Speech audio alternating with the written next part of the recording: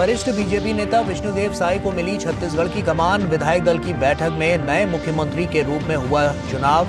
मध्य प्रदेश और राजस्थान में भी सरकार गठन की तैयारियां तेज।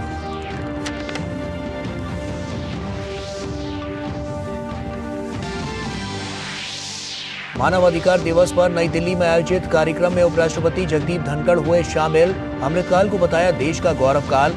कहा, जहां सभी के लिए कानून और न्याय हो एक समान, उसी समाज में फलता फूलता है मानवाधिकार।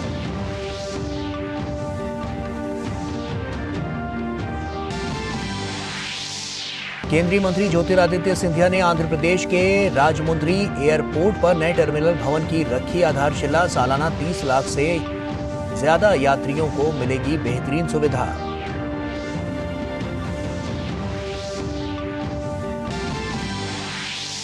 केंद्रीय गृह एवं सहकारिता मंत्री अमित शाह ने पटना में आयोजित पूर्वी क्षेत्रीय परिषद की 26वीं बैठक की अध्यक्षता की। बिहार, पश्चिम बंगाल, उड़ीसा और झारखंड राज्य बैठक में हुए शामिल।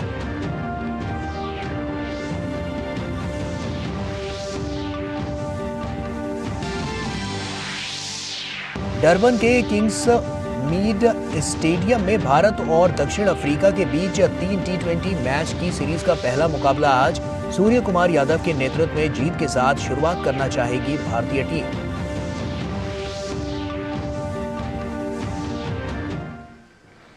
नमस्कार, आप देख रहे हैं डीडी न्यूज। आपके साथ मैं हूं गौरव श्रीवास्तव।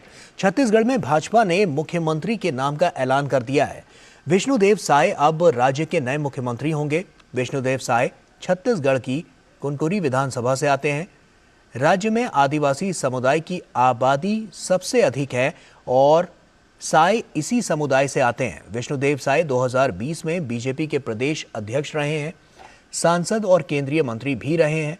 साय की गिनती संघ के करीबी नेताओं में होती है। वो रमन सिंह के भी करीबी हैं। साल 1999 से 2014 तक वो रायगढ़ से सांसद रहे हैं। मोदी सरकार के पहले कार्यकाल में साय को केंद्र में मंत्री बनाया गया। छत्तीसगढ़ के नए मुख्यमंत्री बनाए जाने पर विष्णुदेव साय ने खुशी जताते हुए पार्टी को धन्यवाद दिया। उन्होंने कहा कि पार्टी ने गांव के छोटे से कार्यकर्ता को छत्तीसगढ़ का नेतृत्व करने का मौका दिया है। विष्णुदेव साय ने प्रधानमंत्री मोदी, पार्टी अध्यक्ष जेपी नड्डा, केंद्रीय गृह मंत्री अमित शाह का आभार व्यक्त किया।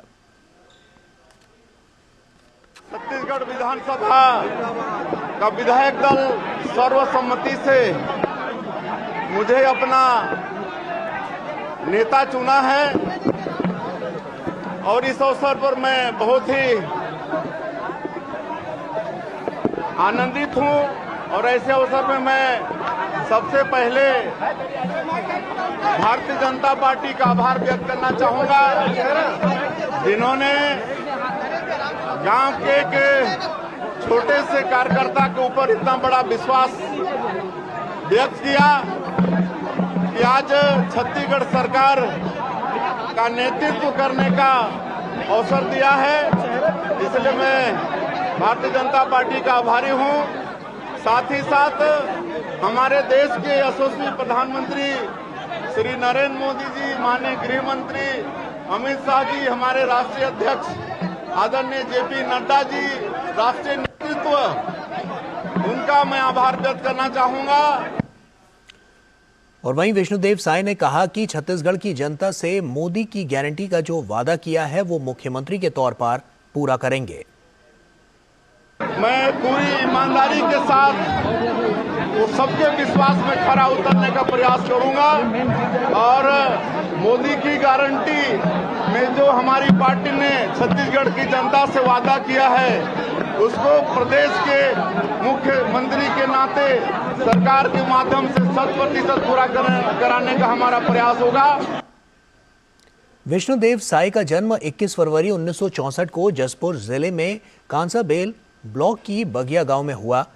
विष्णुदेव साय छत्तीसगढ़ की कुनकुरी इलाके के कांसाबेल से लगे बगिया गांव के रहने वाले हैं और वो मूलतः किसान हैं। राज्य में आदिवासी समुदाय की आबादी सबसे अधिक है और वे इसी समुदाय का प्रतिनिधित्व करते हैं। 1989 में अपने गांव बगिया से पंच पद से राजनीतिक जीवन की शुरुआत करने वाले विष्णुदेव साय 1990 में निर्विरोध सरपंच निर्वाचित हुए थे।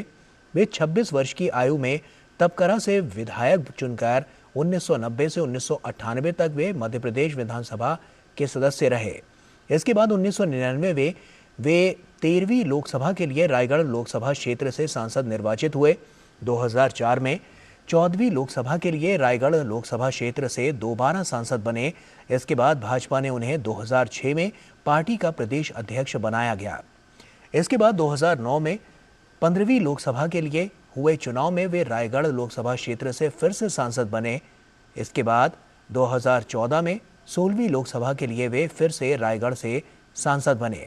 इस बार केंद्र में मोदी की सरकार ने उन्हें केंद्रीय राज्य मंत्री इस्पात, खान, श्रम, रोजगार मंत्रालय बनाया। वे 27 मई 2014 से 2019 तक इस पद पर रहे।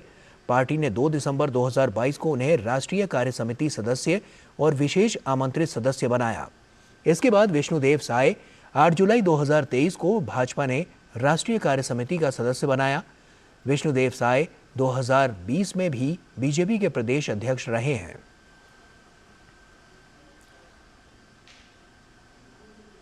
और मानवाधिकार दिवस के मौके पर उपराष्ट्रपति जगदीप धनखड़ ने कहा कि पिछले एक दशक में सबसे जरूरतमंद तबके तक सरकारी योजनाओं की पहुंच ने लोगों के अधिकार सुनिश्चित किए हैं। राष्ट्रीय मानवाधिकार आयोग के कार्यक्रम का उद्घाटन करते हुए उपराष्ट्रपति ने कहा कि आज पारदर्शिता और सुशासन से करोड़ों लोगों तक कल्याणकारी योजनाओं का लाभ पहुंचा है। उपराष्ट्रपति जगदीप धनखड़ ने मानवाधिकारों के संरक्षण के मामले में भारत को दुनिया के लिए मिसाल बताया है। मानवाधिकार दिवस कार्यक्रम के मौके पर आयोजित कार्यक्रम में उपराष्ट्रपति ने कहा कि देश के सबसे कमजोर तबके तक जरूरी सेवाएं पहुंचाना मानवाधिकारों के संरक्षण की सबसे उत्कृष्ट मिसाल है। उन्होंने कहा कि भ्रष्टाचार मानवाधिकारों के लिए सबसे बड़ी चुनौती था, लेकिन पिछले एक दशक में भ्रष्टाचार के सफाये से करोड़ों लोगों को गरीबी की बेड़ियों से मुक्त किया जा सका है। उपराष्ट्रपति ने इस बात से भी आगाह किया कि जन कल्याण की योजनाओं के नाम पर मुफ्त की रेवड़ियां बांटे जाने के अपने खतरे होंगे। The politics of so-called freebies, for which we see measures distort expenditure priorities. Freebies, as per economic giants, undercut the basic framework of macroeconomic stability. There needs to be a healthy national debate. How expensive this patronage is for the economy, life quality and social cohesion in the long run. इस मौके पर मानवाधिकार आयोग के अध्यक्ष justice Arun Mishra ने कहा कि मानवाधिकार की रक्षा भारत की संस्कृति का हिस्सा रहा है। प्राचीन भारत में कानून और न्याय धर्म का स्रोत रहे हैं। जस्टिस मिश्रा ने कहा कि आधुनिक तकनीक ने तमाम सुविधाएं तो दी हैं, लेकिन इसको लेकर सजग रहने की भी उतनी ही जरूरत है। New digital technologies have transformed the way people live, also help drive progress for all the sustainable development goals. The internet is useful but has a dark side, infringing on privacy through the spread of hate speech, misinformation, undermining democratic process, increasing online violence against women and children. When improperly or maliciously used, it can fuel divisions within and between communities to undermine human rights. 10 दिसंबर 1948 में इस दिन मानवाधिकारों की सार्वभौमिक घोषणा के संस्मरण के तौर पर दुनिया भर में मानवाधिकार दिवस मनाया जाता है। भारत में राष्ट्रीय मानवाधिकार आयोग की स्थापना 1993 में की गई थी। पिछले 30 वर्षों में आयोग ने 22,48,000 से अधिक मामले दर्ज किए और 22,41,000 से ज्यादा मामलों का निपटारा किया। इसके साथ ही आयोग मानवाधिकार उल्लंघन के पीड़ितों को राहत के रूप में 230 करोड़ रुपए से अधिक के भुगतान की सिफारिश भी कर चुका है। विकास सारथी, डीडी न्यूज, दिल्ली। केंद्रीय गृह एवं सहकारिता मंत्री अमित शाह आज बिहार की राजधानी पटना में पूर्वी क्षेत्रीय परिषद की 26वीं बैठक की अध्यक्षता की। पूर्वी क्षेत्रीय परिषद में बिहार, पश्चिम बंगाल, ओडिशा और झारखंड राज्य शामिल हैं। बैठक में सदस्य राज्यों के मुख्यमंत्रियों के साथ साथ प्रत्येक राज्य से 2 वरिष्ठ मंत्री भाग ले रहे हैं। क्षेत्रीय परिषदों की प्रत्येक बैठक में राष्ट्रीय महत्व के अनेक मुद्दों पर चर्चा की जाती है। इनमें महिलाओं और बच्चों के खिलाफ दुष्कर्म के मामलों की त्वरित जांच और इसके शीघ्र निपटान के लिए फास्ट ट्रैक विशेष न्यायालयों का कार्यान्वयन, देश में 2 लाख नई प्राथमिक कृषि ऋण समितियों का गठन, पोषण अभियान के माध्यम से बच्चों में कुपोषण दूर करना, स्कूली बच्चों की ड्रॉप आउट दर कम करना, इसके अलावा सामान्य हित के अन्य मुद्दे इसमें शामिल हैं। वर्ष 2014 से अब तक पिछले 9 वर्षों में विभिन्न क्षेत्रीय परिषदों की कुल 55 बैठकें हुई हैं। इनमें स्थायी समितियों की 29 बैठकें और क्षेत्रीय परिषदों की 26 बैठकें शामिल हैं। केंद्रीय नागरिक उड्डयन मंत्री ज्योतिरादित्य सिंधिया ने आंध्र प्रदेश के राजमुंद्री हवाई अड्डे पर नए टर्मिनल भवन का भूमि पूजन किया। शिलान्यास कार्यक्रम से पहले सिंधिया ने राजमुंद्री हवाई अड्डे पर नए टर्मिनल भवन का निरीक्षण किया। केंद्रीय मंत्री ज्योतिरादित्य सिंधिया ने बताया कि नया टर्मिनल भवन 17,000 वर्ग मीटर फैला होगा। 4,000 वर्ग मीटर वाला पुराना टर्मिनल भवन अब 21,000 वर्ग मीटर तक होगा। केंद्रीय मंत्री ने संबोधित करते हुए कहा कि प्रधानमंत्री नरेंद्र मोदी के व्यापक दृष्टिकोण की वजह से पिछले 9 सालों में देश में हवाई अड्डों की संख्या दोगुनी हो गई है। नागरिक उड्डयन के क्षेत्र में देश लगातार आगे बढ़ रहा है। Building a new terminal of 17,000 square meters, 1,80,000 square feet, ladies and gentlemen, 400% of the size of today's Rajamundry Airport. So when Prime Minister Narendra Modi ji's vision, his thought of Atmanirbhar Bharat, Bharat बढ़ेगा, भारत अग्रसर होगा और मां भारती को विश्व गुरु के रूप में विश्व पटल पर हम लोग स्थापित करेंगे। रक्षा मंत्री राजनाथ सिंह ने आज राजघाट पर महात्मा गांधी की कांस्य प्रतिमा का अनावरण किया। ये समारोह दलित समुदाय के सम्मान के लिए भाजपा की दिल्ली राज्य इकाई द्वारा आयोजित किया गया था। बीजेपी के शीर्ष नेताओं के साथ राजनाथ सिंह ने भी दलितों के साथ दोपहर का भोजन किया। और ये सचमुच ये हम सब के लिए एक हर्ष का विषय है कि आज पूज्य महात्मा गांधी की समाधि स्थल के बिल्कुल पास ही आज महात्मा गांधी की प्रतिमा का अनावरण हुआ है। वैसे तो भारत ही नहीं दुनिया के कई स्थानों पर चले जाइए, वहां पर आपको गांधी की कहीं आदमकद प्रतिमा, कहीं बैठी हुई प्रतिमा, तरह तरह की प्रतिमाएं आपको देखने को मिलेंगी।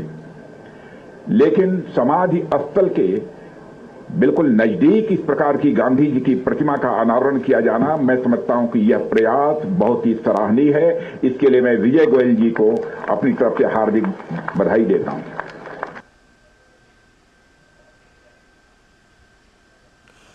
और आपको बता दें कि छत्तीसगढ़ में जिस तरह की स्थितियां हैं, वहां पर मुख्यमंत्री का चुनाव हो चुका है। उससे जुड़ी हुई तस्वीरें आपके साथ हम साझा करते हैं और आपको बता दें कि उनसे जो खास बातचीत हुई उसमें उन्होंने क्या कहा, वो सुनवाते हैं।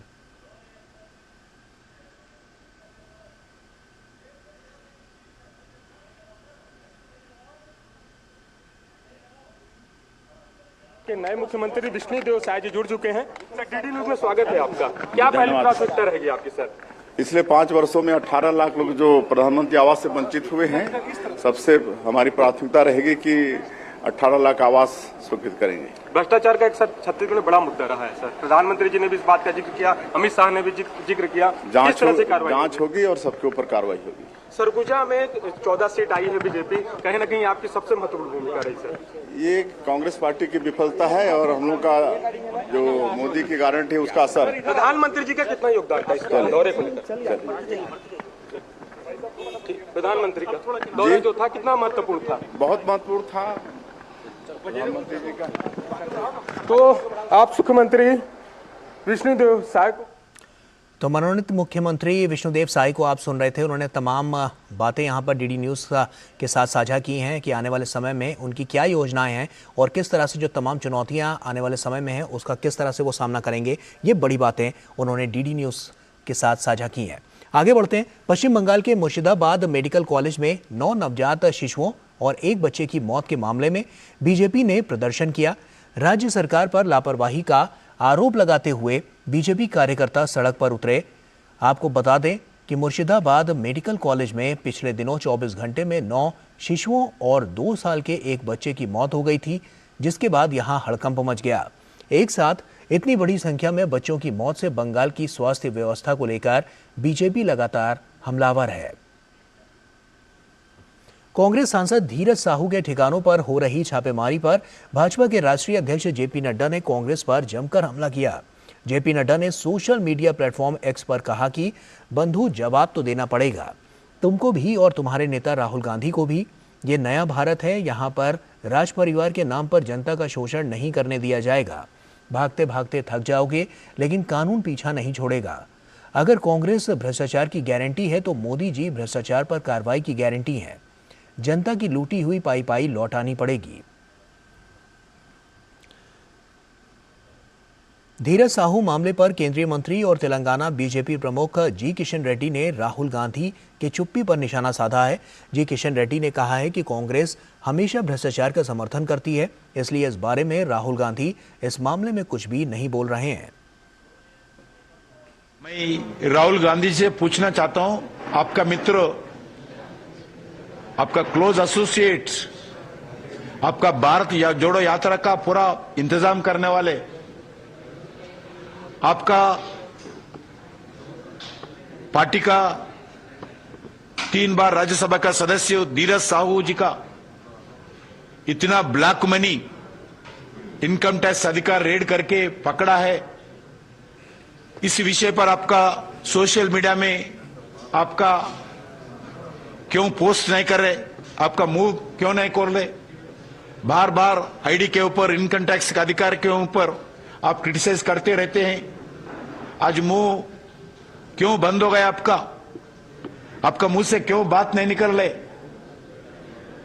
क्योंकि कांग्रेस पार्टी कभी भी भ्रष्टाचार के साथ रहते हैं। और संसद भवन में आज सी राजगोपालाचारी की जयंती के अवसर पर पुष्पांजलि समारोह का आयोजन किया गया।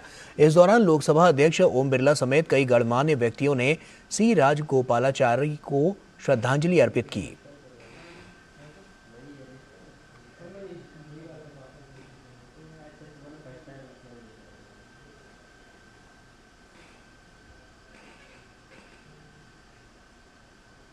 और अब बात विकसित भारत संकल्प यात्रा की।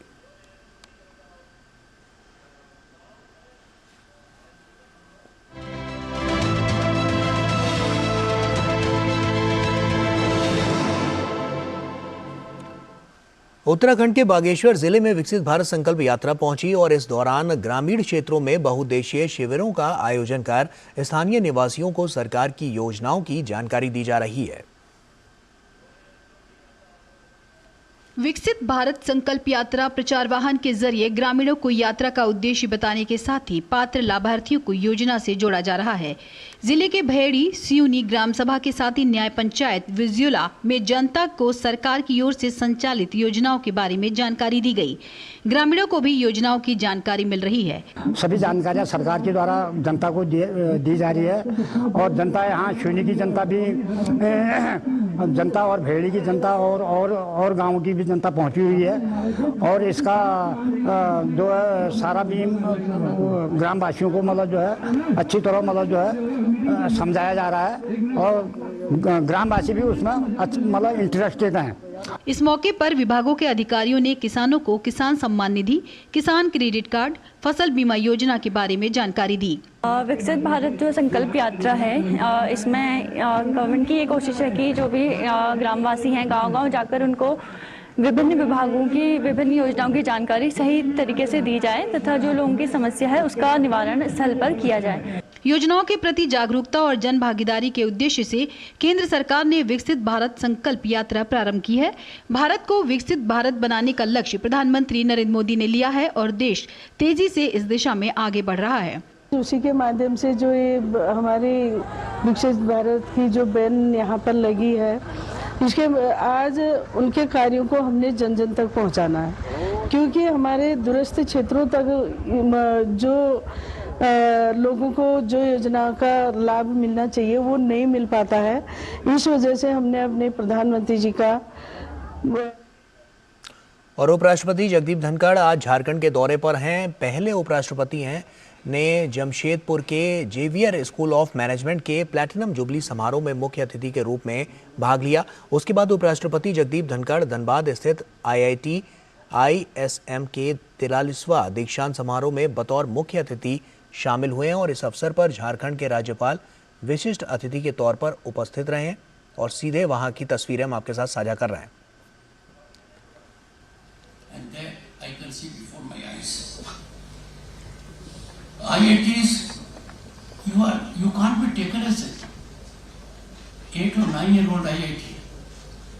You just got that tag in 2016, but your reputation starts from 1926.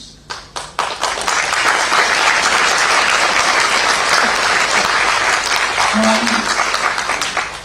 I take this IIT in the front lead.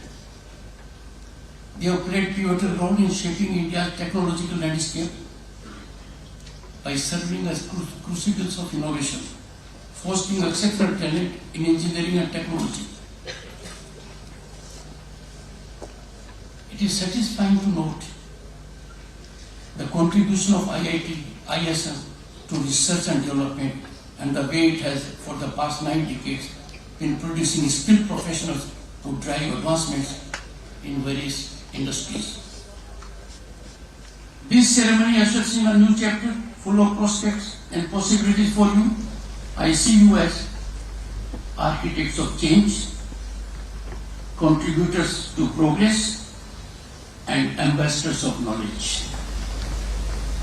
You will go to any establishment, they will look at you differently, that you are from this prestigious institution. You will have to live up to the reputation the institution has, because this reputation is collectively evolved by faculty and students and alumni. I see destiny of Bharat in your eyes. I looked around and just not take a statement. I can see sparkle in your eyes. I can see your confidence, I can see your optimism, I can see your hope that you contribute massively for growth of this country. And why not? You are the most important stakeholder in governance and rise of Bharat, and therefore corresponding obligation. You have to ensure that the growth trajectory of this nation continues to be ever incremental. Right now we can be joyous mood when we look at our reputation globally, when we look at our infrastructure, when we look at our growth story. You are lucky to be living unlike us, because we know the difficulties we faced when we were your age. You are lucky to be living in Amrita. तो IIT Dhanbad के दीक्षांत समारोह में उपराष्ट्रपति जगदीप धनखड़ को आप सुन रहे थे। उन्होंने साफ तौर पर जो छात्र हैं उनको शुभकामनाएं दी हैं और आने वाले कल के लिए अभी से जोश भरने का काम किया है और साथ ही उनका जो शिक्षण है, जो उनकी शिक्षा रही है, आने वाले समय में देश की बागडोर क्योंकि उन्हीं के हाथों में होगी। जब वो युवा शक्ति के रूप में बाहर निकलेंगे तो कहीं ना कहीं देश को नई प्रगति पर ले जाने का जो कार्यभार है उनके कंधों पर आएगा। इसी को लेकर तमाम इस संबोधन में उन्होंने ये बड़ी बातें कही है। आगे बढ़ते हैं। भारत सरकार एवं राज्य सरकार की विभिन्न योजनाओं को सुदूरवर्ती क्षेत्र के लोगों तक पहुंचाने के लिए लगातार प्रयास किया जा रहा है। देखिए गुजरात से विकसित भारत संकल्प यात्रा की ये रिपोर्ट। विकसित भारत संकल्प यात्रा का आयोजन अहमदाबाद के अमराईवाड़ी में किया गया। इसमें अहमदाबाद पश्चिम के सांसद किरीट सोलंकी ने विकसित भारत संकल्प यात्रा के रथ को रवाना किया। कार्यक्रम में अमराईवाड़ी विधायक सहित बड़ी संख्या में नागरिक उपस्थित रहे। तीसरी बार मोदी सरकार आएगी और वो भी 400 से ज्यादा लोकसभा की सीटों के साथ आएगी, क्योंकि गरीबों के लिए काम करने वाले नरेंद्र दामोदर दास मोदी है। सबका दायित्व है कि हम उनके साथ रहे और उन्होंने जो भी योजना हम सबके लिए विकास के लिए दाखिल किया उसका ज्यादा से ज्यादा हमें लाभ लेना है। इस मौके पर सरकार की जन कल्याणकारी योजनाओं से लाभान्वित लाभार्थियों ने अपने अनुभव साझा किए। प्रधानमंत्री स्वनिधि योजना का 2 बार लाभार्थी हुए, एक नहीं 2 बार। सर ने बताया 20,000, मैंने 10,000 भी लिए और 20,000 भी लिए। ये कोरोना के काल में जब मैं घर पे बैठा था ना, तब कुछ नहीं, मुझे लगा कि सरकार का क्या देगी, अब कुछ नहीं दिया। पर जब मुझे पता चला कि यूसीडी में से 10,000 की लोन खाली आधार कार्ड और पैन कार्ड से मिल रही है। आपको कुछ डॉक्यूमेंट नहीं देना, खाली आधार कार्ड और पैन कार्ड से। मुझे आंगनबाड़ी से जो ये मिलता है उसका मैंने बहुत लाभ उठाया। 6 महीने से मिलता है। मोदी जी का आभार। केंद्र और राज्य सरकार की प्रमुख योजनाओं का लाभ जरूरतमंद नागरिकों तक पहुंचाने के इरादे से विकसित भारत संकल्प यात्रा का रथ खेड़ा जिले के महुदा तहसील के हिरंज गांव में पहुंचा, जहां गुजरात सरकार के सहकारिता मंत्री जगदीश विश्वकर्मा एवं ग्रामीणों ने संकल्प यात्रा रथ का स्वागत किया और विकसित भारत का सामूहिक संकल्प लिया। इस मौके पर प्रधानमंत्री आवास योजना के लाभार्थियों को प्रमाण पत्र दिया गया। सरकार की योजनाओं का अधिक से अधिक लाभ उठाने के लिए प्रेरित किया गया। एकीकृत बाल विकास योजना के तहत स्कूली विद्यार्थियों को स्कूल बैग, मातृशक्ति योजना के तहत महिलाओं को विटामिन किट और सभी ग्रामीणों को विकसित भारत संकल्प यात्रा की एक लघु फिल्म दिखाई गई। इस कार्यक्रम में बड़ी संख्या में ग्रामीणों ने हिस्सा लिया। Bureau report, DD news. और इसी के साथ फिलहाल इतना ही। हमें दीजिए इजाजत। नमस्कार।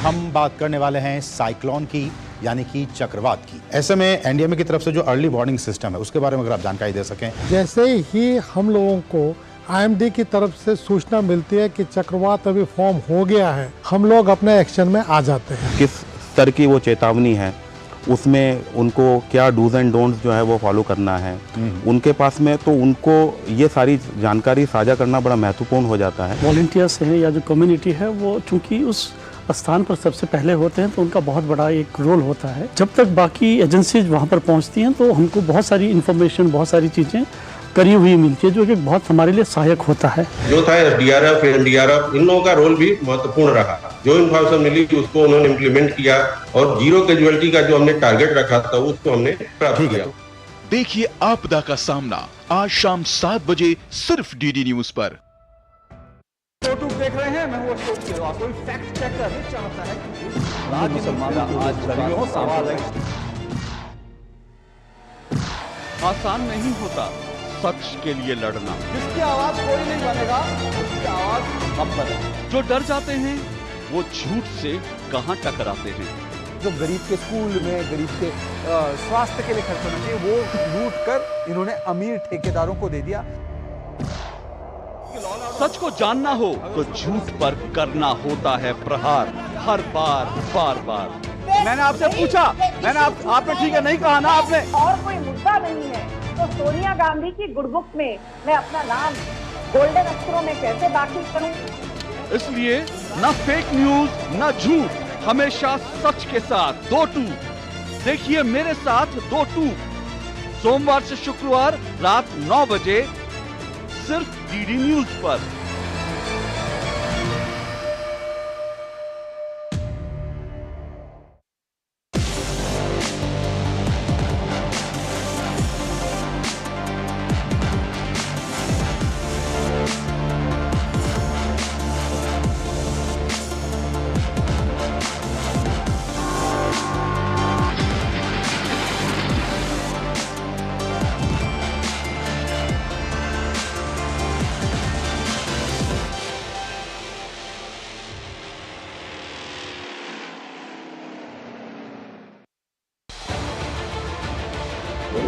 उत्तर से दक्षिण तक, पूर्व से पश्चिम तक, देश हो या दुनिया की खबर है तो पड़ताल जरूरी है।